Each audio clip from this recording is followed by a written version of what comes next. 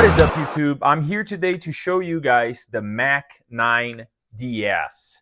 Yes, this is one of the cheapest 2011s or 1911 double stacks that you can get. And I'm here to tell you guys if you get what you pay for. So for those people that are thinking about jumping into the 2011, 1911 double stack game, you start seeing all the prices and you kind of get a little scared because most 1911 double stacks or 2011s, they are going to cost at least 3 times what your Glock is going to cost, and sometimes more. I mean, they can get to up to like 10 times, 20 times the price of a Glock.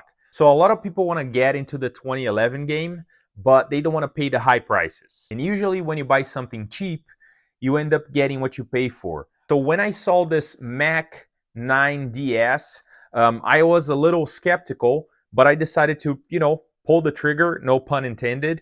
And I got this because a lot of the people that watch this channel, a lot of the subscribers, they don't want to jump into like a Staccato. They don't want to jump into like a Atlas or anything similar to that. They want to start from the bottom, and that's what I did. That's how I started.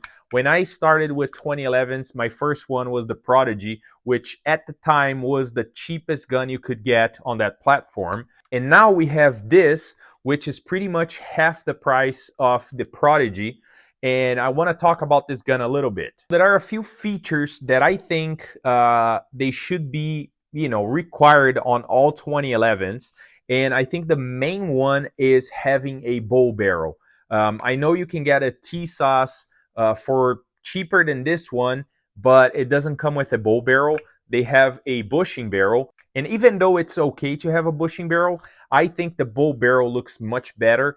And I think most people prefer it that way as well. Another option that I look for on a 2011 is the optics system. I mean, everybody uses red dots nowadays, and the most common footprint is the RMR footprint. So when you get a gun that is not cut for a plate or not cut for RMR, usually that is less desirable. And the third feature that I think it's important is the ignition kit. So for those who don't know, the ignition kit are all the internal parts that together make the trigger work.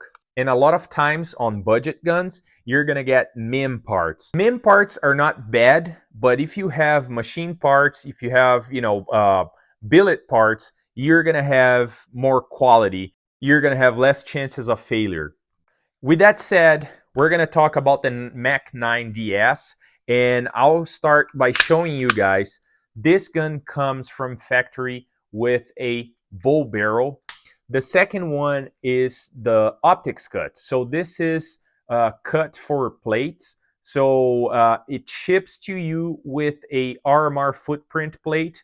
I believe they have other optics available, but this is the most common footprint you're gonna find, and this is the most common footprint you're gonna use. So I think it's very nice that it comes from the factory with a plate already. This gun has all billet, all machined internals, which makes this gun more reliable, if you will, as you have less chance of these parts going bad if you compare them to MIM parts. Another nice feature of this gun is it comes with a flat trigger. I use flat triggers in most of my other guns, and I think this is what I prefer. This is my personal preference, so it may not be for everybody, but I do like the fact that it comes with a flat trigger. And this gun also comes with an aluminum magwell, which I think it's very desirable because when you buy a gun like this, most of the time you're buying this for competition or as a range toy, and the magwell is a very, very nice addition that most people end up paying extra to get a magwell. This one comes out of the box with a magwell. Now let's talk about fitment and finish. So this gun is a nitride finish. The fitment is very good for the price. I mean, if you think about the price of this gun, you would be expecting a very loose, very loose tolerances on this gun, and it's actually very tight. This gun has a steel frame with a steel slide and a polymer grip, and the texture on this grip is not the best, but the back and the front have this checkering, which in my opinion, those are the two most important areas where you have to have a nice texture, an aggressive texture, because that's where you're gonna get the most out of this grip. This gun comes with a single piece guide rod. So this is a guide rod where you don't need a tool to take it apart, but you do need like a paper clip or something else, something similar, so you can block that spring, you can compress that spring, block it in place, so you can remove that guide rod. The sights on this gun are a blacked out rear with a fiber optic front, but as you can see, my fiber optic is gone already. So I took this gun out to the range to see how it shoots, and it shot very well. I was impressed with how accurate the gun was and also how easy it was to manage the recoil on this gun. Another thing that I was amazed by on this gun was the trigger. So I will show you guys, and this blew my mind. Okay, so this is a sub 3-pound trigger. Yes, this is insane. This gun was a little heavier. It had a little heavier trigger when I got it. I want to say it was like between 3 and 3.5. And after 150 rounds, it's settled now at 2.75 pounds, which for me, it's insane. And not only the trigger pull, but I'll show you guys. I mean, you have a very small take up, a break, and look at the reset on this gun. It's like very, very short in positive reset.